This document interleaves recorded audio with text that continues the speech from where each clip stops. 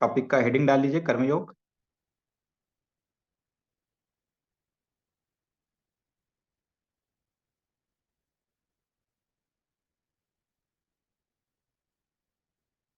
तो क्या हुआ था कि अर्जुन के अंदर कर्म का उत्साह भरने के लिए गीता की रचना की गई थी।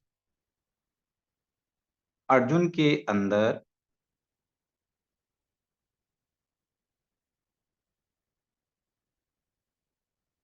अर्जुन के अंदर कर्म का उत्साह भरने के लिए गीता की स्थापना की गई थी।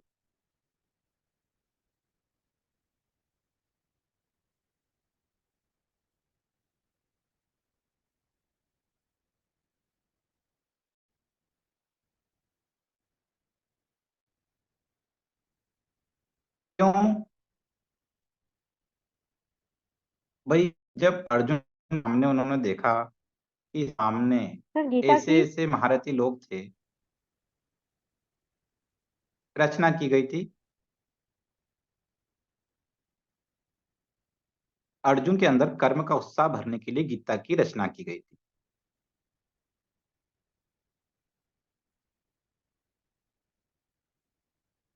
वो गीता में कहा गया है कि समस्त कर्मों का त्याग संभव नहीं है।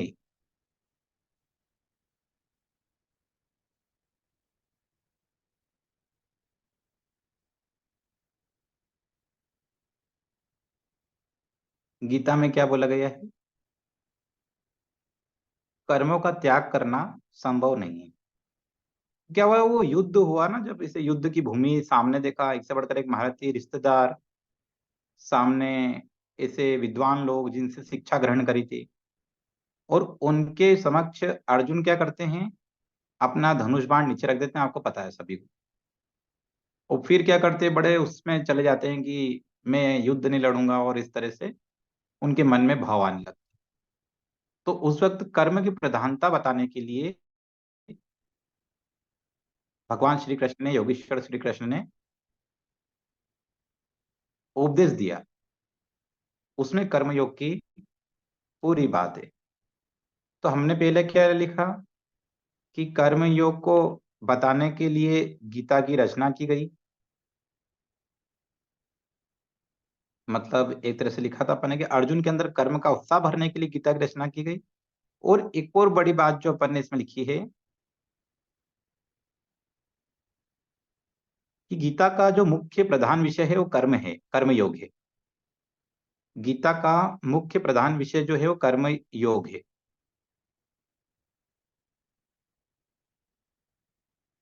समस्त कर्मों का त्याग संभव नहीं है।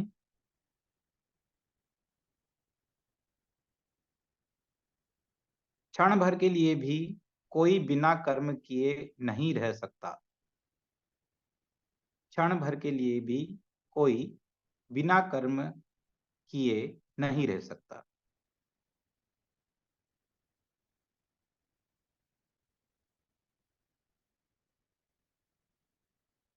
प्रकृति के प्रकृति के गुणों द्वारा विवश होकर, प्रकृति के गुणों द्वारा विवश होकर प्रत्येक व्यक्ति को कर्म करने पड़ते हैं।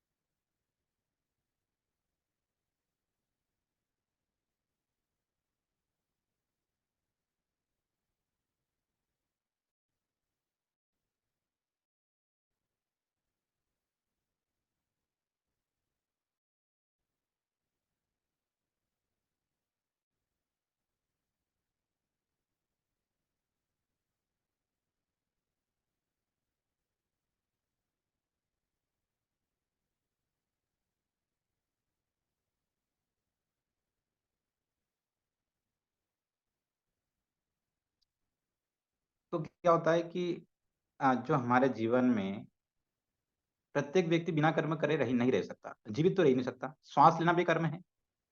ये तो करना ही पड़ेगा। तो कोई ना कोई कर्म करना ही पड़ेगा। एकदम निष्क्रिय कोई व्यक्ति नहीं रह सकता। आज क्या अचानक से क्लास स्टार्ट कर दी ना, बहुत सारे लोग छुट्टी पे हैं। कोई बात नहीं, उनको रिकॉर्डिंग से काम कर लेंगे वो लोग। और क्षण भर के लिए भी बिना कर्म किए आप नहीं रह सकते। कर्म किए बिना जीवन रक्षा या जीवन निर्वाह भी नहीं हो सकता।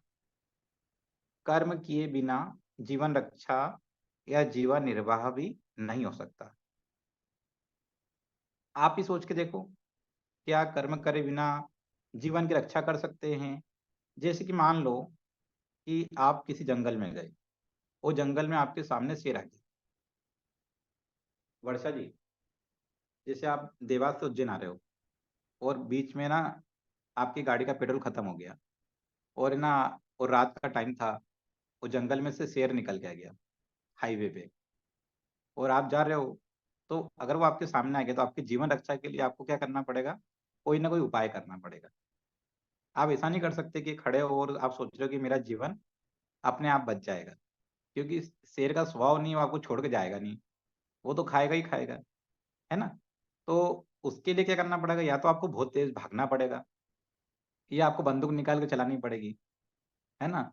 अब ऐसा भी नहीं कर सकते शीतल जी को फोन कर दें कि शीतल जी आप आ जाओ, शेर आ गया रास्ते में, और ऐसा ऐसा तो क्या होता है कि आपको जीवन रक्षा के लिए भी, जैसे डॉक्टर है तो उसका कर्म है कि कोई व्यक्ति जब उसके पास गया एक्सीडेंट होके, तो उसका काम है कि उसके जीवन की रक्षा करना, वो उसका कर्म है।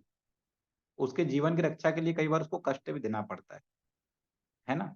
जैसे कई बार हम योग भी करते हैं ना, तो आसन करते हैं, तो कई बार ना एथलीट को कष्ट देना पड़ते हैं।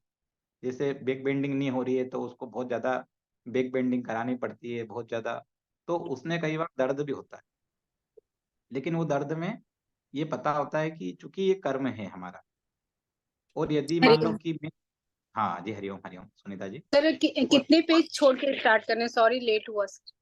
कोई बात नहीं, वो नया जो अपने सिलेबस में अलग-अलग तरह के सब्जेक्ट हैं, तो पहला सब्जेक्ट चूँकि उसकी किताब भी आ चुकी है तो उसको पूर्ण माना गया। उसके अंदर कुछ टॉपिक हैं, अगर समझ में नहीं आते तो उसपे हम अलग से लेक्चर ले लेंगे। और अब ये दूसरा सब्जेक्ट स्टार्ट हो गया है, कर्मयोग। कर्मयोग पे अभी हाल-फिलहाल में आप आधा पन्ना छोड़ दीजिए, इतना ही हुआ होगा, है ना? तो कर्मयोग हम जो गीता में से पढ़ रहे हैं, गीता का एक सब्जेक्ट है कर्मयोग। मतलब गीता पूरी बनी कर्मयोग के लिए है, एक तरह से अगर ऐसा बोला जाए तो भी गलत नहीं है। तो क्या होता है कि डॉक्टर के पास कोई व्यक्ति गया, या मान लो कि आपका जो कर्म है, जैसे मान लो कि आप बच्चे को पढ़ाने बिठाया आपने, बच्चे का मन विचलित हो रहा है, तो आपने उसको डाँटा, फटकारा, चिल्लाया, तो वो आपका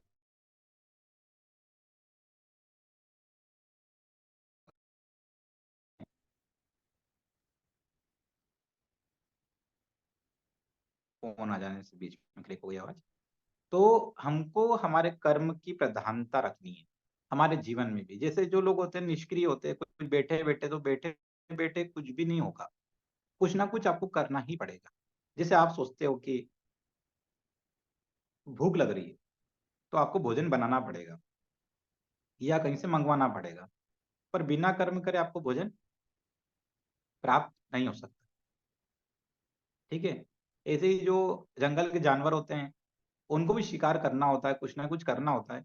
वो भी अगर सोचें गुफ़ा में बैठ के हमको शिकार आ जाए अपने आप, तो ऐसा संभव नहीं, उनको भी कर्म करना पड़ेगा।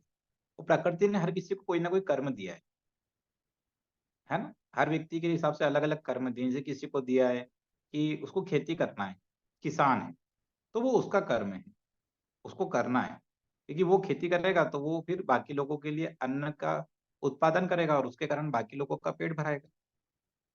यदि मान लो सारे किसान बैठ जाए कि हम तो कुछ करेंगे ही नहीं, हमको नहीं करना खेती-वेती, तो फिर बहुत अकाल आ जाएगा, भोजन नहीं मिलेगा और भुखमरी फैल जाएगी।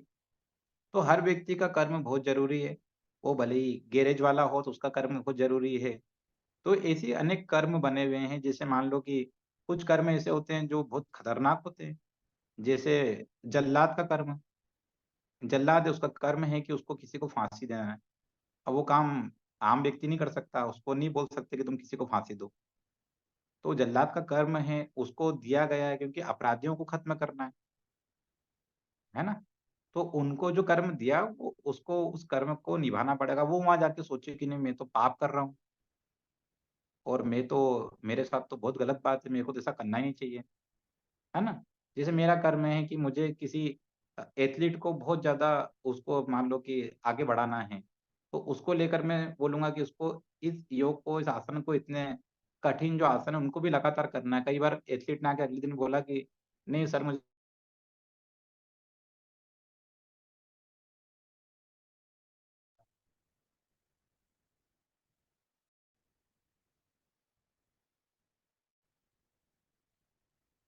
तो किसी एथलीट ने बोला कि मुझे शोल्डर में पेन हो रहा है, दर्द हो रहा है, तो वो दर्द एक यदि खतरनाक सीमा पे है तो समझ में आता है। पर मान लो कि सामान्य भी, कई बार हम बहुत दिनों से कुछ आसन नहीं किए हैं और वो आसन को करते हैं तो भी हमको सामान्य दर्द तो होता है, मसल्स पेन जिसको बोलते हैं। तो वो सही है। तो क्या होता है कि जब उस टाइम पे हमको क्या करना पड़ेगा, उस टाइम पे हमको, एक मिनट सोमा जी ने ऑन कर लिया। सोमा जी आज मैं होस्ट नहीं हूँ, तो अपना माइक बंद कर लो ना, मैं नहीं कर पा रहा। कर लिया, हाँ कर लिया। तो वहां पर हमको क्या करना पड़ेगा, सर बयान नहीं कर सकते। सर जी एक्सक्यूज मी सर, ये सर एक्चुअली अलग क्वेश्चन है, बट मुझे थोड़ा सा जानकारी चाहिए थी। ऐसे बोले बोले। एक्साइटमेंट हुआ कि सर जल्लाद जो है वो उसका गवर्नमेंट जॉब होता है या क्या होता है सर? गवर्नमेंट के आदमी होते हैं वो? हाँ गवर्नमेंट जॉब होता है, ले सकते हो आप, उसकी वांड से निकलती है। नहीं सर, क्योंकि वो तो जज सुनाते हैं, तो ऑब्वियसली वहां पे ऐसे लोग तो नहीं जाएंगे। हाँ हाँ उसकी नियुक्ति होती है, शासन से नियुक्ति होती है, एकदम राइट क्वेश्चन आपका। और यस। उसकी एक मतलब ऐसा व्यक्ति ढूंढ के लाते हैं कि जो है ना मतलब इस तरह के कार्य में, वो इसी परंपरा में भी चलते हैं। जैसे उनके पापा ये काम करते थे तो बेटे करने लग जाते हैं, है ना, ऐसे पीढ़ी दर पीढ़ी। और उनका ऐसा रिकॉर्ड चलता है कि इस जल्लाद ने 100 फांसी दी, मतलब इसने 50 फांसी दी, ऐसा। अब तो कम हो गई, फांसी की सजा वगैरह कम होती है, पर ऐसा देखो वो उसका कर्म है। वो आप उसको दृष्टिकोण से, जैसे मान लो कोई सफाई कर्मचारी आपके मोहल्ले में आता है, तो आपकी दृष्टि से हो सकता है कि आप उसको वो निम्न व्यक्ति समझें, पर वो निम्न व्यक्ति नहीं है। यदि वो नहीं होगा तो वो सफाई आपको करनी पड़ेगी। यदि कोई सफाई कर्मचारी भी आता है तो वो उसका उसका एक कर्म है। यदि सभी लोग उस तरह के कर्मों से दूर हो जाए तो फिर तो बहुत ज्यादा विकट समस्या हो जाएंगी। उसमें गरीबी और अमीरी की बात नहीं है, वो उसका कर्म है, उस कर्म के लिए उसको नियुक्त किया गया है। सरकार ने कुछ कर्म के लिए नियुक्त करा है किसी को, किसी को भगवान ने कर्मों के लिए नियुक्त करा हुआ है ना। तो ऐसे अलग अलग कर्मों के लिए अलग अलग व्यक्ति की नियुक्ति होती है। उसी तरह से, अरे ये तो दोनों एक साथ हो गए, चलो अच्छी बात है, बहुत बढ़िया। तो ये भी अच्छा है ना, डाटा बचेगा। तो देखो उसमें क्या होता है कि जैसे मान लो कि आपका, जैसे मान लो ये दिलीप भैया का कर्म है, इनको रोज सुबह उठना है, योग क्लास लेने जाना है। अब मान लो कि इनकी योग क्लास में साधक ने बोला कि छुट्टी बना लेते हैं, ठंड बहुत पड़ रही है, और सारे साधक गायब हो गए, तो भी इनको तो जाना पड़ेगा, इनका कर्म था। साधक नहीं आया तो उनने उनके कर्म को पूर्ण नहीं किया, पर इनको तो इनका कर्म करना पड़ेगा। अब कोई कर्म होते हैं जो बहुत इमरजेंसी होते हैं, जैसे आईसीयू के अंदर जो डॉक्टर की ड्यूटी लगी है, यदि वो डॉक्टर सोच ले कि आज नहीं जाना है, तो उसके एक दिन नहीं जाने से कई लोगों की जान जा सकती है। तो उसका रोज जाना जरूरी है। साधक हो सकता है कि नहीं आता क्लास तो चल जाएगा, या कोई स्टूडेंट है वो क्लास में नहीं जुड़ता, रिकॉर्डिंग पे बेस है तो ठीक है, वो चल जाएगा, इमरजेंसी कर्म नहीं है। पर कुछ कर्म तो बहुत ज्यादा इमरजेंसी होते हैं। तो ऐसे ही आपके जीवन, अब जीवन प्रबंधन में हम पढ़ रहे हैं, तो आपके जीवन में आपको ये देखना है सुबह उठ के कि आज आपके जीवन में ऐसे कौन से कर्म हैं जिनको हमको प्रायोरिटी पे करना है। ठीक है, इसको स्टार बना के लिख सकते हैं कि दैनिक दिनचर्या में अति आवश्यक कार्यों को सर्वप्रथम करना।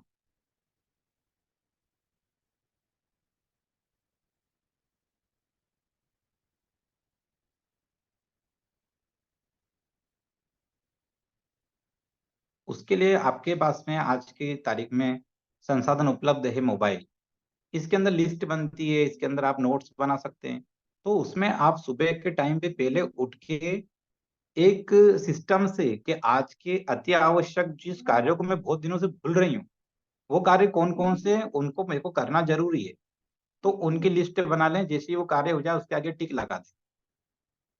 फिर उसके बाद में सेकंड वो काम जो थोड़े से कम जरूरी है, वो कुछ काम ऐसे होते हैं दैनिक जीवन के, इनको डेली करना ही है। ठीक है, अब जैसे यूं नहीं की लिस्ट बनाया गया अपन ने, मेरे को सुबह उठ के मंजन करना है। अब ये तो अनिवार्य कार्य है, इसको तो करना ही करना है। कि सर ठंड में इसको भी अनिवार्य कार्यों में लेना है क्या, कि नहाना भी है, रोज जैसे नहाते हैं तो कि ठंड में लेना है। तो ऐसा नहीं होता, अनिवार्य है। उसके अतिरिक्त जो ऐसे कार्य जिनके कारण हमको क्या होता है, अ, तनाव होता है, उन कर्मों को लेना है। जैसे कुछ आपको लिखना है, उसको टालते जा रहे हैं। कुछ कार्य है जिसको हम मतलब बिल जमा करना, उसको आगे बढ़ाते जा रहे हैं। तो कुछ भी ऐसा है तो उसको हमको पहली प्रायोरिटी करना हो। ठीक है, उसकी प्रायोरिटी आपको डिसाइड करनी होगी कि इस चीज को प्राथमिकता देनी पड़ेगी कि ये कार्य हमको पहले कर। चलिए, अब जीवन प्रबंधन में ये भूमिका थी, आगे चलते हैं, पहले आगे लिख लेते हैं। सर वो एक लाइन हाँ छूट जी, गई थी सर, इसके पहले की लाइन छूट गई थी सर। वापिस रिपीट कर्म करता हूँ। कर्म किए बिना भी जीवन हाँ जी, रक्षा हो, इसके बाद। एक मिनट बता देता हूँ। समस्त कर्मों का त्याग संभव नहीं है, फिर क्षण भर के लिए भी कोई बिना कर्म किए नहीं रह सकता। ठीक है सर। कर्म इसके किए बिना जीवन रक्षा या जीवन निर्वाह भी नहीं हो सकता। जीवन रक्षा भी नहीं हो सकती, जीवन का निर्वाह भी नहीं हो सकता। जैसे मान लो कि घर में जो अपने आपके हस्बैंड वगैरह हैं, वो नौकरी पे जाएंगे तो उससे एक अर्निंग आएगी, आय आएगी, उससे आपका जीवन निर्वाह होगा। तो जीवन का निर्वाह करने के लिए भी आपको क्या करना पड़ रहा है, कर्म करना पड़ रहा है। उस शरीर का निर्वाह करने के लिए भी कर्म करना जरूरी है। तो कर्म किए बिना जीवन की रक्षा नहीं हो सकती, जीवन का निर्वाह नहीं हो सकता, शरीर का निर्वाह नहीं हो सकता।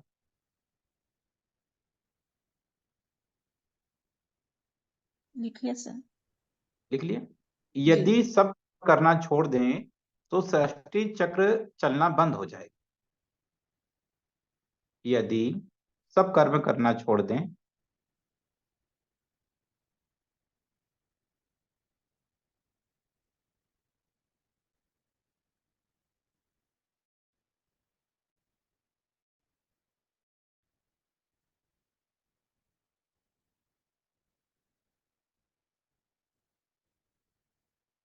सर सृष्टि के आगे क्या?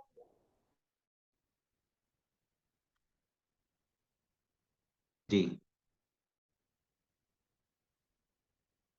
यदि सब कर्म करना छोड़ दें सृष्टि चक्र चलना बंद हो जाएगा। अब जो महत्वपूर्ण बात है, यहाँ तक की तो बात ऐसी थी जिसको आप लोग अपनी भाषा में भी वर्णन कर सकते हैं। अब कर्म दो प्रकार के होते हैं, सकाम कर्म और निष्काम कर्म। कर्म कितने प्रकार के होते हैं, दो प्रकार के, सकाम कर्म और निष्काम कर्म।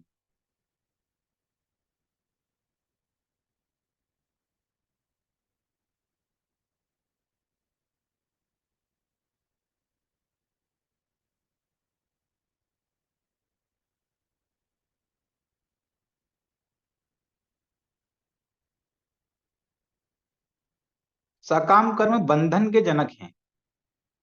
सकाम कर्म बंधन के जनक हैं।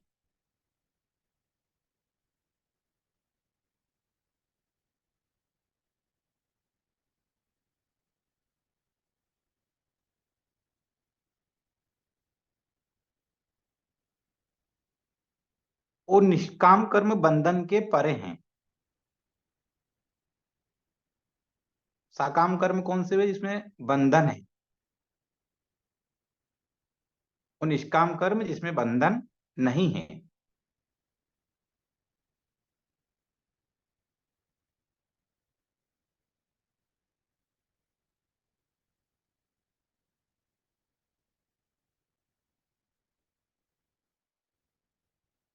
ठीक है, हम किसी कामना या इच्छा से प्रेरित होकर ही शारीरिक और मानसिक कर्म करते हैं, यही सकाम कर्म है।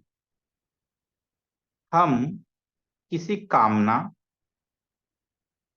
यह इच्छा से प्रेरित होकर ही शारीरिक या मानसिक कर्म करते हैं, यही सकाम कर्म है। जैसे आप पढ़ाई कर रहे हैं तो आपको है कि हमको सीखने को मिलेगा, आपको है कि आपकी उपलब्धियों में इजाफा होगा, आपके पास में एक डिप्लोमा आएगा, साथ ही साथ आपके करियर में आप आगे बढ़ोगे। तो आप क्या कर रहे हो, एक इच्छा के साथ, एक कामना के साथ प्रेरित होकर कार्य कर रहे हो। तो ये जो आप कर रहे हो ये सकाम कर्म है। हम किसी कामना या इच्छा से प्रेरित होकर ही शारीरिक या मानसिक कर्म करते हैं, यही सकाम कर्म होता है। उदाहरण जैसे धन की प्राप्ति करने के लिए कोई काम कर रहे हैं, किसी उपलब्धि की प्राप्ति के लिए कोई काम कर रहे हैं।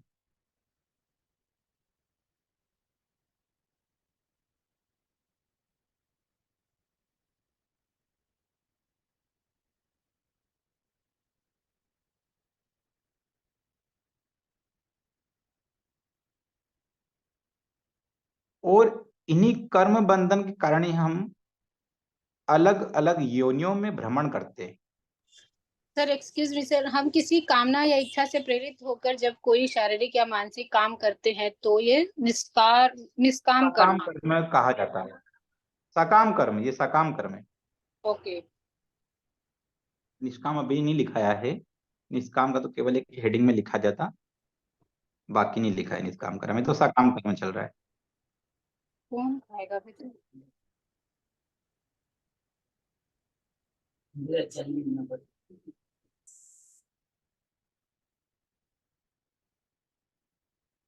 यह सकाम कर्म है, ठीक है। फिर उसके बाद हमने लिखा था कि इस कर्म बंधन के कारण ही हम अनेक योनियों में भ्रमण करते हैं,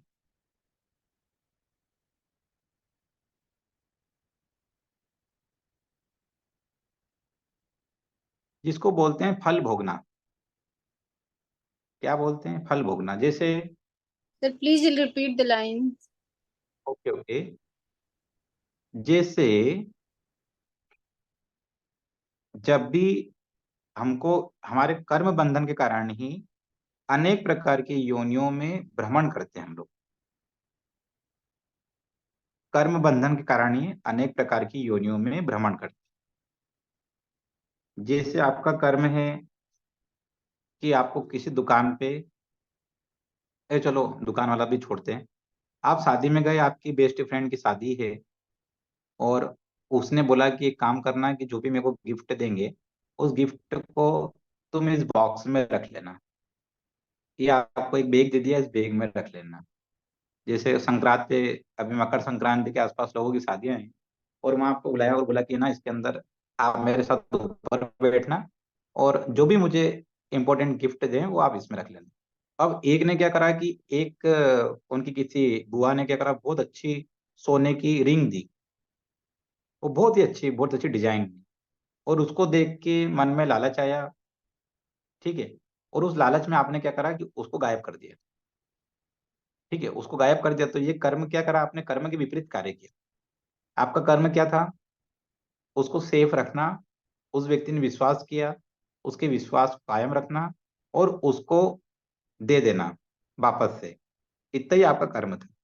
पर आपने उस कर्म से विपरीत जाके क्या करा, अधर्म का पालन किया, और आपने उसको उठा के वो गायब कर दिया। तो इससे क्या क्या हो रहा है, इससे मानसिक रूप से तब अंदर ही अंदर प्रताड़ित होंगे, आपको भी बुरा लगेगा कि उसने मेरे पे विश्वास किया और मैंने उसका विश्वास तोड़ा,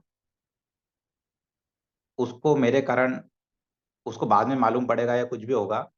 तो उस डर के कारण, उस मानसिक तनाव के कारण आपको मानसिक तनाव तो बहुत ज्यादा होना है।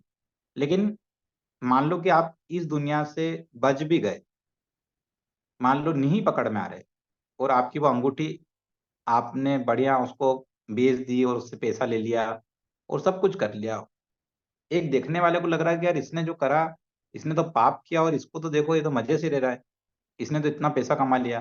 कई लोग जैसे देखते हैं ना, अभी किसी के पास से 300 करोड़ रुपए निकले, तो ऐसे पाप कर्म करके उन्होंने पैसा कमा लिया, पैसा बहुत हो गया, आलीशान जिंदगी हो गई, बंगला हो गया, गाड़ियां हो गई, सब कुछ हो गया। लेकिन ऊपर वाले के खाते में उसके पाप की एंट्री है, और उसके कारण क्या होगा कि उसको अलग अलग योनियों में, जिसने अच्छे कर्म करे हैं उसको अगला जन्म भी अच्छी योनि में, मनुष्य योनि में प्राप्त होता है। और यदि मान लो कि उसका कर्म गलत है, तो उसको फिर क्या होता है, उसकी योनियों में अलग अलग तरह से विचरण करना पड़ता है, कष्ट भोगना पड़ता है। चोरी करी, कुछ ऐसा करा, तो उसको दंड यहाँ पर भी मिलता है, इसी जन्म में भी दंड मिलता है, और इसी जन्म में उसको दंड मिल जाए तो अच्छा होता है। लेकिन यदि इसी जन्म में दंड नहीं मिलता, तो वो सूद समेत उसको अगले जन्म में, क्योंकि इतना रिकॉर्ड भी रखना पड़ा ना कि इसने ऐसा कर्म किया था, तो उसका उस अगले जन्म में उसको उसका बहुत ज्यादा, जो जैसे कई लोग बोलते हैं, अच्छी बात, कई लोग बोलते हैं यार हमारा जीवन तो, हमने तो कुछ गलत करा ही नहीं, हम तो बहुत अच्छे हैं, पर हमारे साथ ही भगवान इतना कष्ट क्यों देता है। एक ने बोला ना कि हम अच्छे हैं, बहुत अच्छे हैं, और इतने अच्छे हैं कि हमको मतलब किसी तरह के, हमने कभी कोई गलत काम ही नहीं किया, सुपारी भी नहीं खाई, ना कोई ऐसा गलत काम किया, ना कोई सिगरेट पी, ना दारू पिया, ना कुछ भी ऐसा गलत काम नहीं किया, ना किसी को दुख दिया, ना कष्ट दिया, दिन भर भगवान की पूजा में लीन रहते हैं, पर फिर भी हमारे साथ गलत क्यों होता है। हम तो अच्छे व्यक्ति हैं, फिर भी हमारे साथ गलत क्यों होता है।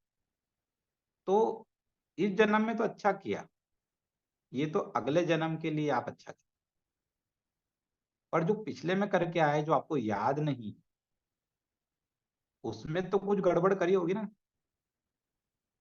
तो वो रिकॉर्ड में लिखा हुआ है, और वो आपको प्राप्त हो रहा है। जैसे कई लोगों को देखना, आप बोल लेंगे कि हमने तो कभी कुछ ऐसा गलत किया ही नहीं, फिर भी हमारे साथ गलत हो रहा है। तो गलत अभी पर हो, ये जरूरी नहीं है। अभी बहुत अच्छा जीवन जी रहे हैं, बहुत अच्छा कर रहे हैं, पर इसके पूर्व जन्म में हमने जो किया था वो हमको याद नहीं, क्योंकि आत्मा में कोई मेमोरी नहीं होती, पुनर्जन्म का आपको कुछ याद नहीं होता है। तो उस जन्म में जो किया, उसको अगले जन्म में व्यक्ति को उसके प्रारब्ध में लिखा हुआ है कि इसको ये भोगना ही भोगना है, इस कष्ट को भोगना ही भोगना है, तो वो कष्ट सामने आएगा। हाँ, इस जन्म के अच्छे कर्म से उस कष्ट को, जो बहुत खतरनाक स्टेज में हो सकता था, इस जन्म के कर्म के कारण उतना ज्यादा घातक आपके लिए नहीं रहेगा। मान लो कि पिछले जन्म में आप गाड़ी चला रहे थे, और एक डॉग रास्ते में सोया हुआ था, आपने उसके पैर के ऊपर से गाड़ी निकाल दी, तो डॉग तो आपका कुछ नहीं कर सकता, पुलिस रिपोर्ट भी नहीं लिखेगी, डॉग कुछ कर भी नहीं सकता, उसका एक पैर चला गया। अगले जन्म में ये हो सकता है कि आपको डॉग बना दिया जाए, और आपके ऊपर से गाड़ी निकाल दी जाए, या चलो आपने अच्छे कर्म करे थे तो आपको मनुष्य बना दिया जाए, और मनुष्य बना के आपके ऊपर से पैर से गाड़ी निकाल दी जाए, तो आपका एक पैर गया। तो आपने किया, मैंने जन्म में कुछ ऐसा नहीं किया था, और पिछले जन्म का तो हिसाब बराबर था, करना था ना, उस हिसाब को तो बराबर करना पड़ेगा। तो ऐसा कई बार आपके सामने कुछ समस्या ऐसे आती है, जो आपको लगता है कि इतनी तो मैंने कुछ खतरनाक काम नहीं किए कि जो इतना कष्ट भोगना पड़ रहा है। वो कई लोगों को देखो, वो बहुत पापी होते हैं, बहुत तरह तरह के गलत कार्य करते हैं, पर उनको इस जन्म में बहुत मुश्किल है कि कोई कष्ट हो रहे हैं। तो उसके पीछे कारण क्या है कि उनने पिछले जन्म में जो अच्छा किया था, उसके कारण उनको इस जन्म में भी इतने कष्ट नहीं हो रहे। पर इस जन्म में वो जो पाप कर रहे हैं, उसका उनको भुगतान करना पड़ेगा। इसी जन्म में उसका भुगतान हो जाए तो वो भुगतान में व्यक्ति को याद रहता है ना, उसको याद रहता है, और अगले जन्म में यदि उसका भुगतान करना पड़े तो वो उसको याद नहीं होता है। तो इस तरह से ये कर्म पे हम बात कर रहे हैं, और अब आगे अपन चलते हैं। हाँ मनीषा जी, कुछ क्वेश्चन है क्या? नहीं सर, मैं एक बोल रही थी कि इसका सबसे सटीक उदाहरण है भीष्म पितामह का। उन्होंने अपने 72 जन्म जी। पहले एक तितली के कांटा चुभाया था, तो उनको इतने जन्म के बाद वो जो शैया मिली थी ना उनको, बाणों की, वो शैया इतने जन्मों के बाद। बाणों की तुलना। हाँ जी, जी जी जी। तो मतलब एक एक जन्म जन्म में एक एक तीर, जन्म जन्मांतर चलता है ये। जन्म जन्मांतर चलता है, तो एक एक तीर उनका जुड़ता गया। ठीक है, उतनी सैया पे उनको फिर लेटना पड़ा। तो ऐसे ही मतलब जो बोला ना कि वहीं के वहीं अगर हिसाब हो जाए, अगर गलत करा हो उसका वहीं के वहीं हिसाब हो जाए तो उसमें क्या जुड़ता नहीं तो ऊपर क्या है वो बैठे हुए हैं, वो क्या करते हैं वो लिखते खाता और खाते में ये जोड़ते जाते हैं कि इसको सजा अगर बाद में मिलेगी तो इसको कितनी भयानक सजा देनी।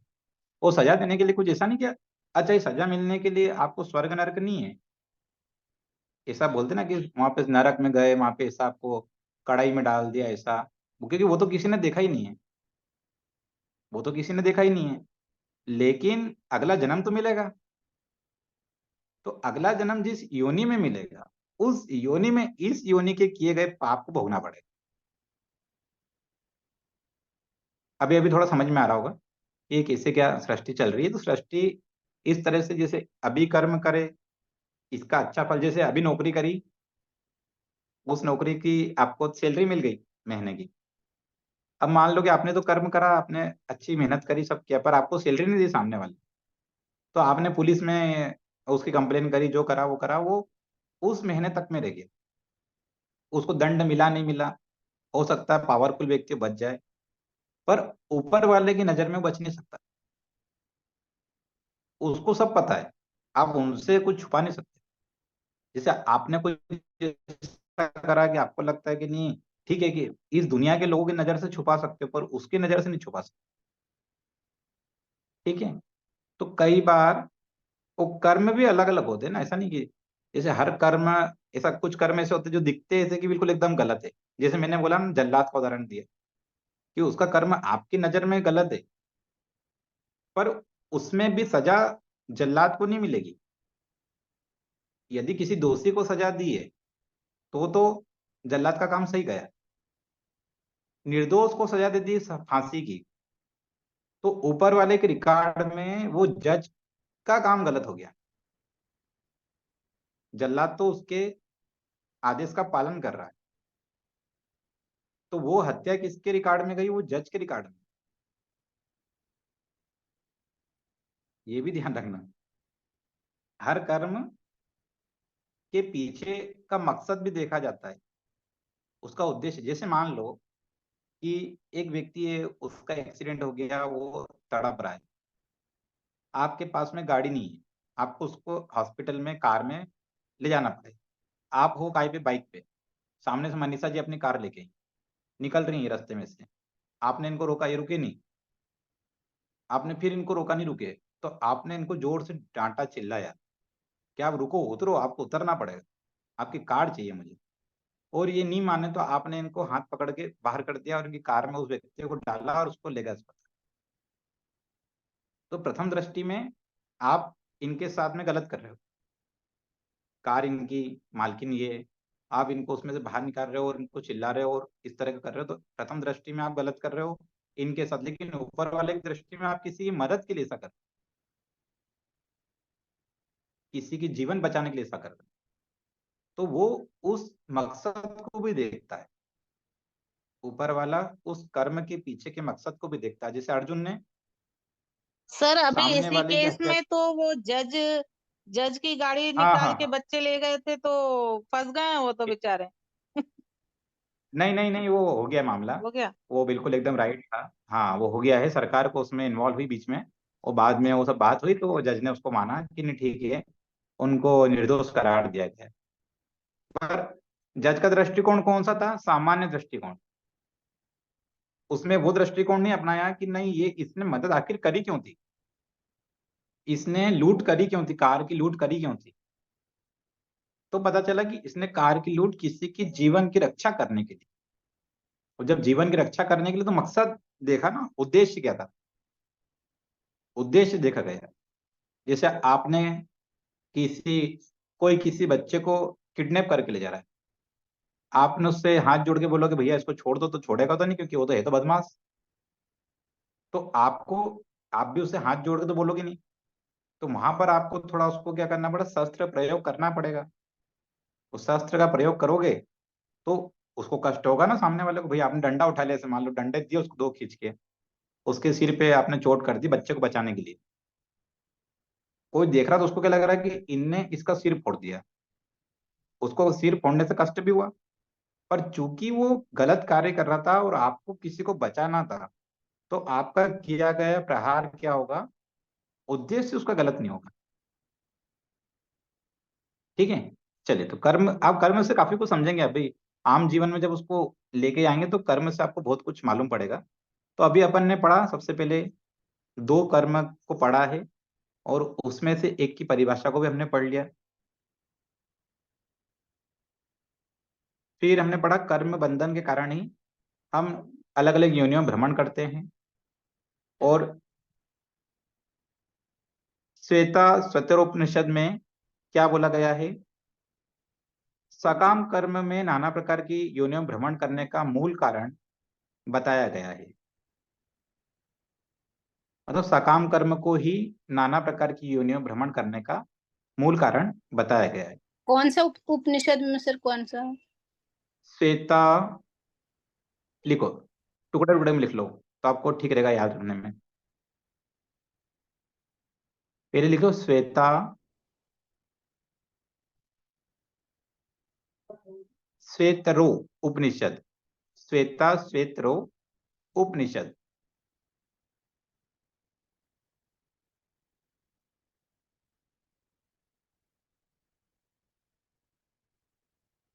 पांचवें अध्याय के 11वें श्लोक में बताया गया है ना। पांचवें अध्याय के 11वें श्लोक में अलग अलग योनियों में भ्रमण करने का जो कारण बताया है, उस अकाम कर्म को बताया।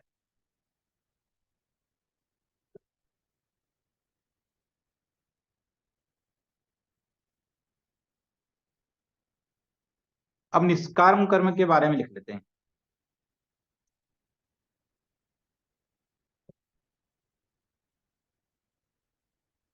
सर एक बार रिपीट कर देंगे? जी, अब निष्काम कर्म के बारे में लिखिए। बोला इसके पहले जो नंबर लिखा था 11, मतलब पांचवा अध्याय और 11वां श्लोक। सकाम कर्म को ही अलग अलग योनियों में भ्रमण करने का मूल कारण बताया गया है। अगला है निष्काम कर्म। ये सकाम कर्म में कामनाओं के कारण हम कार्य कर रहे थे। जैसे हमारा कामना है कि हमको मार्कशीट प्राप्त करनी है, उपलब्धि प्राप्त करनी है, डिग्री प्राप्त करनी है, पुरस्कार जीतना है, मेडल लेके आना है, तो ये कामनाएं हैं। तो ये सब काय में आ गई, सकाम कर्म। निष्काम कर्म जिसमें कामनाओं का सर्वदा अभाव रहता है, इसमें कामनाएं नहीं रहती।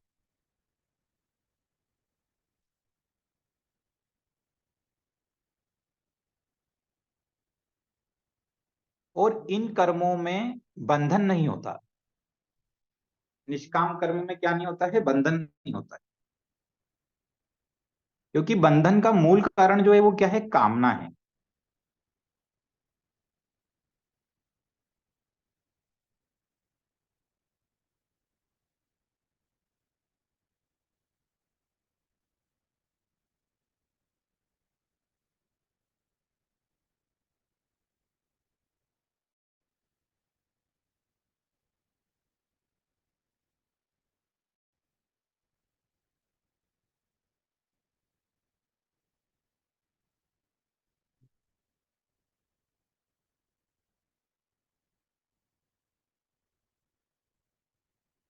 ठीक है। तो निष्काम कर्म जिसमें बंधन होगा ही नहीं, क्योंकि इसमें करना नहीं है, और कामना है तो सकाम कर्म, कामना नहीं है तो निष्काम कर्म। सिंपल सी बात है।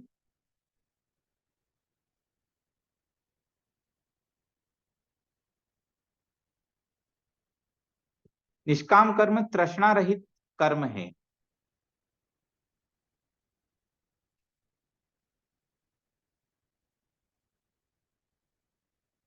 निष्काम कर्म आपको याद आ जाएगा एक लाइन से, आपने अपने जीवन में सुनी सुनी होगी। ऐसा कोई व्यक्ति नहीं भारत में जिसने ये लाइन नहीं सुनी होगी। कर्म करते जाओ, फल की इच्छा मत करो। ऐसा कोई व्यक्ति नहीं जिसने ये लाइन नहीं सुनी हो। कर्म करते जाओ, फल की इच्छा मत करो। तो उसको क्यों बोल रहे हैं, क्योंकि वो निष्काम कर्म की बात कर रहे हैं। जिसमें कामना नहीं है। जैसे हमारा कर्म है, उस कर्म को करते जाओ। ये मत सोचो कि इससे कुछ प्राप्त होगा। ये कामना मत करो कि इस कर्म को करने से हमको मतलब बहुत कुछ ऐसा लाभ होने वाला है, बहुत कुछ ऐसा होने वाला है। कुछ कर्म जो होते हैं उसको जीवन निष्काम कर्म करने में ही आनंद आता है। जैसे आप किसी की भलाई कर रहे हो, किसी को दान दे रहे हो। दान दे रहे हो तो ये नहीं सोचना कि इस दान से हमको कुछ प्राप्त होगा। अब आजकल लोग दान भी करते हैं तो 80C के तहत उनको छूट चाहिए होती है कि धारा 80C के तहत हमको छूट मिलना चाहिए। तो वो क्या करते हैं, दान करते हैं। बोले कि हमने क्या करा साहब, दान किया। दान क्यों करा साहब? क्योंकि वो, अरे वो इनकम टैक्स में छूट मिलती है दान करने की, उसकी रसीद चाहिए होती है उनको। तो क्या वो दान मान्य है? नहीं, वो मान्य नहीं, क्योंकि उसमें लाभ देखा जा रहा है।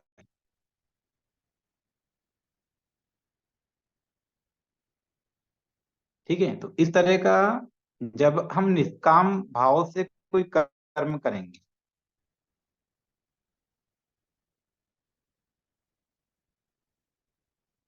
निष्काम कर्म करेंगे, तो जीवन में तनाव भी नहीं रहेगा। निष्काम कर्म करेंगे तो जीवन में क्या नहीं होगा? तनाव नहीं होगा। लिख लो इस लाइन को भी आप, कि निष्काम कर्म करेंगे तो जीवन में तनाव नहीं होगा।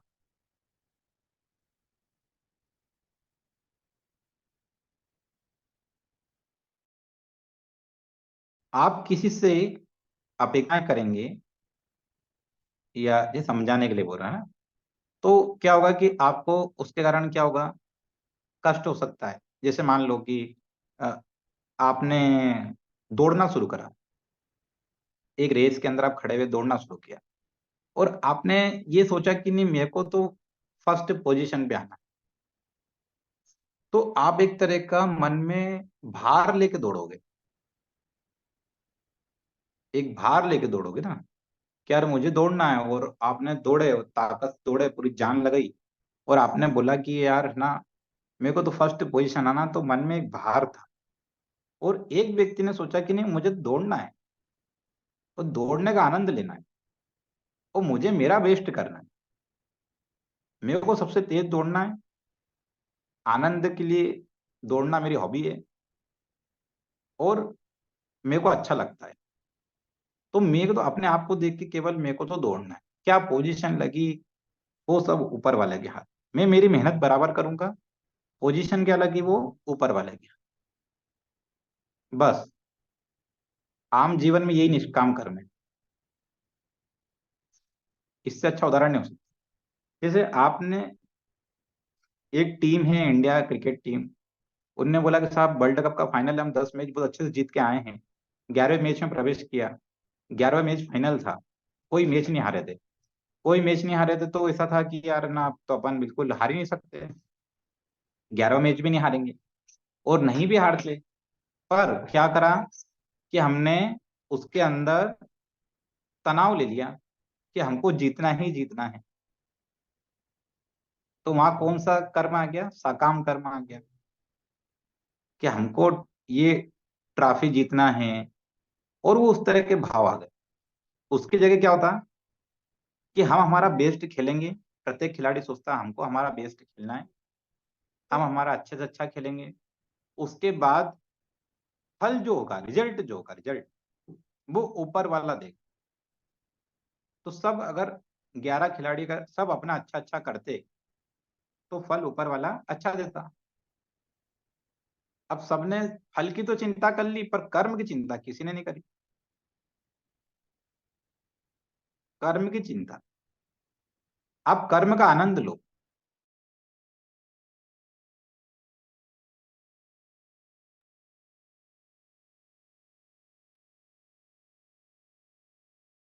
मेरा कर्म क्या है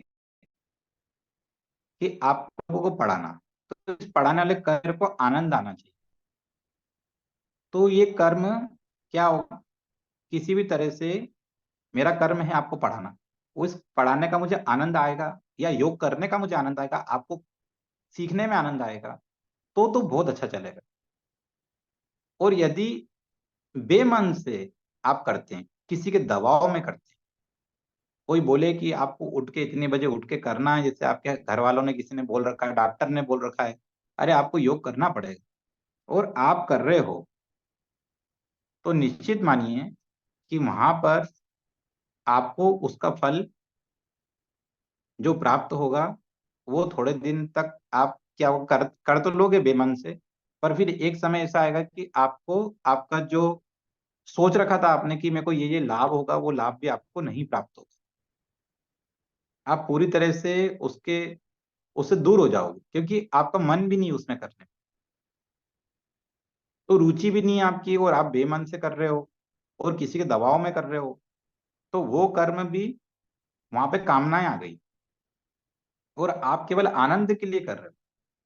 जैसे ध्यान कर रहे हो, ध्यान करा, उस ध्यान में बोला जाता है कि ध्यान करा और ये सोच के कर लिया कि मेरे को तो ध्यान करना है, तो वो ध्यान होगा भी नहीं। आप तो आनंद के लिए करोगे, मैं तो ध्यान में जाऊंगी या जाऊंगा, मुझे ध्यान करना है, ऐसे ही मेरा मन हो रहा है, मेरे मन को अच्छा लगेगा, तो वो ध्यान आपका होने लगेगा। पर आपको कोई बंदूक की नोक पे ध्यान नहीं करा सकता कि आपके कनपट्टे पे बंदूक लगा दी और बोला ध्यान करो, तो वहां पर आप ध्यान नहीं कर पाओगे। तो ऐसे ही किसी दबाव में आप किसी काम को नहीं कर पाओगे। वो दबाव काहे से आता है? अंदर की भावनाओं से, फल की इच्छा से। फल की इच्छा कि जैसे एक रेस का मैंने आपको उदाहरण दिया, तो इसी आपके हर कर्म में यदि आप कर्म का आनंद लोगे तो फल अपने आप अच्छा हो जाएगा।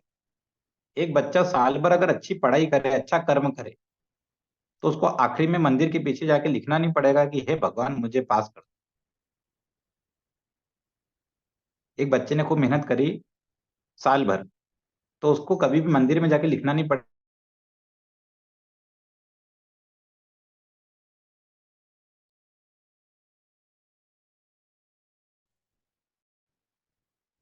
वो किस को लिखना पड़ेगा? उस बच्चे को लिखना पड़ेगा जो साल भर जिसका कर्म अच्छा नहीं, जिसका कर्म अच्छा है साल भर, उस बच्चे को नहीं लिखना पड़े। तो कर्म को देख लो, तो फिर आपको अपने आप पता चलेगा कि फल कर्म अच्छे से करने के बाद ही आपको फल प्राप्त हो। आप साल भर मेहनत करो, कोई आसन आपका नहीं होता, साल भर मेहनत करो, साल भर की मेहनत के बाद आपको उसका सुखद परिणाम मिलेगा। लेकिन उसी उसी के बारे में सोचते रहने से उसका सुखद परिणाम नहीं मिलेगा, उस पर कर्म करना पड़ेगा, कार्य करना पड़ेगा।